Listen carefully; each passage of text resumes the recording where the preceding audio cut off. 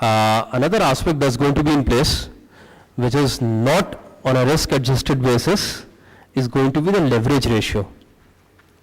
Now the leverage ratio is not going to be computed on a risk-adjusted basis.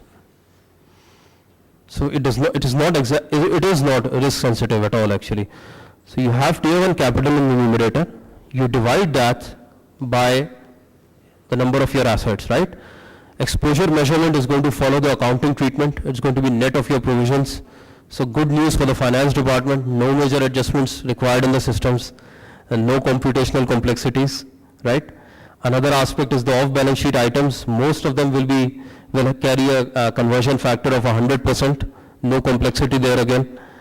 However, off-balance sheet items which are unconditionally cancelable, right, will carry CCF of 10%. With regards to derivatives, obviously even locally we have ISDA in place, which allows netting, and then there is going to be a standardized potential future exposure addition to that, right?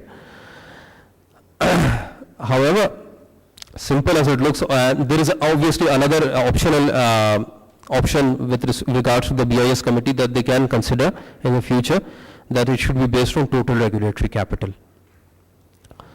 Now, a lot of elements within Basel III are in the process of development. Say for instance, supervisory monitoring is going to start on January 2011. Obviously this is with respect to the G20 economies. I don't know when it is going to start over here locally. So, right, so first they are going to basically test the impact of the leverage ratio on the economy, different types of banks, right? And then they are going to allow parallel run starting from January 2015. And leverage ratio and components will be tracked and behavior relative to the risk-based requirement will be reviewed.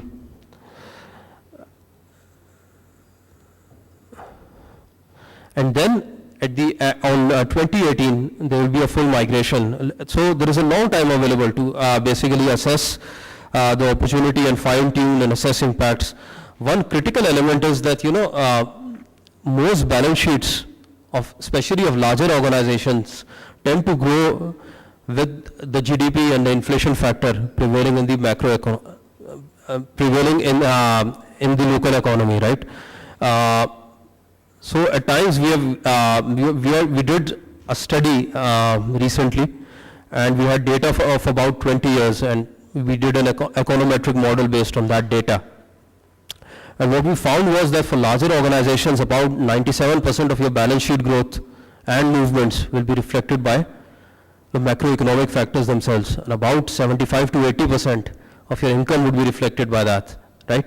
So in case there is a sudden downturn and banks are still in the process of booking losses and there is a growth, there is an attempt to basically, there is rather a growth in the balance sheet size, then I don't know how organizations would then manage to keep a 3% ratio consistent, because capital would effectively be absorbing losses, but there may be inflows, right?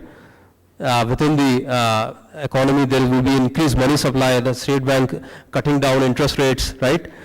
Perhaps going forward, right, to boost the economy, something like that. So leverage ratio has been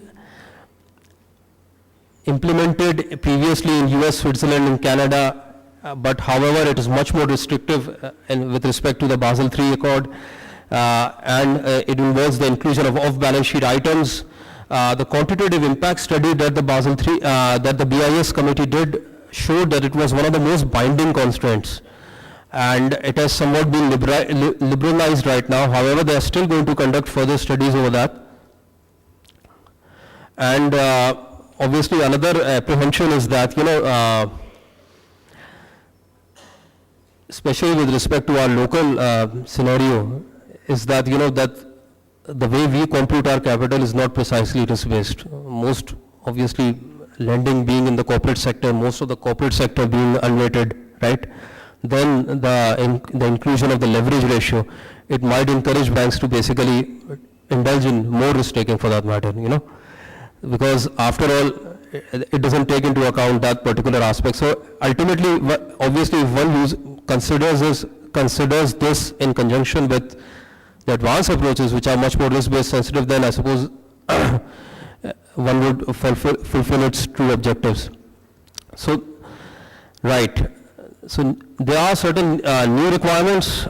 Gone concern basis instruments must absorb loss, which is specifically directed towards subordinated debt. Then there is the going concern basis proposal, which under which the BIS committee would consider as to how to allow contingent capital to meet buffer requirements, and then going forward, there may be trigger events in place. Now the first one is that if governments would step in to protect institutions, what they essentially want is that the subordinated debt, which previously has not absorbed any losses as a result of basically central banks, governments intervening to protect those institutions from being liquidated. They want subordinated debt to be converted into common equity, which would essentially be known as a trigger event, right? That is the public sector injection, right? And any compensation paid to instrument holders would be paid in common stock. So first there would be conversion to common stock so as to prevent dilution, right? And only then a government would step in to basically rescue an institution which they consider is basically important to the economy. However, I don't know how much of this is relevant to the local scenario. Obviously, we have a fiscal deficit most of the time. So government stepping in and arranging for that, obviously one needs to have sufficient tax revenues. So that is a practice that we have seen in Western countries, but I don't know. This may be relevant to our scenario as well someday. Then essentially we have liquidity requirements. Now this is basically a very important element. Banks would essentially be required to have sufficient liquid assets to meet cash outflows resulting as a result of a stressful scenario which may last about 30 days. Why 30 days? Because the Basel Committee feels that within those 30 days, either the regulator, the bank, right, would be able to resolve the crisis in an orderly manner, right? Now, what they have done is they have basically specified runoff percentages to each category of deposits. So now we have stable and less stable categories for each major category, right? Say for retail and SME, it is the lowest at 5% for stable and 10% for less stable. Apart from that, right, we have a separate category for corporate deposits. It's materially higher. For financial institutions, it is about 100%, right? And that needs to be covered by a stock of highly liquid assets. So then on the numerator side, you would have stock of highly liquid assets divided by basically the cash outflows that you have estimated through the percentages provided by the VIS, right? Now, obviously, banks have been allowed to hold other types of stock. 40% of that liquid buffer can be covered by bonds, non-financial corporate bonds.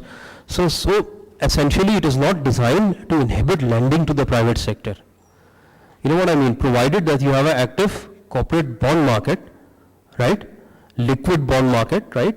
In which there is transparency, you have reliable external ratings and everything else is available, right? And the individual investor is capable of making educated judgment whether he wants to basically take that up. That's not designed to inhibit that. However, within the local scenario, obviously, as we all know, especially those who have worked with banks, TFCs are not precisely considered active, liquid instruments. So this is an area, I suppose, where banks would obviously may want to focus on in the future.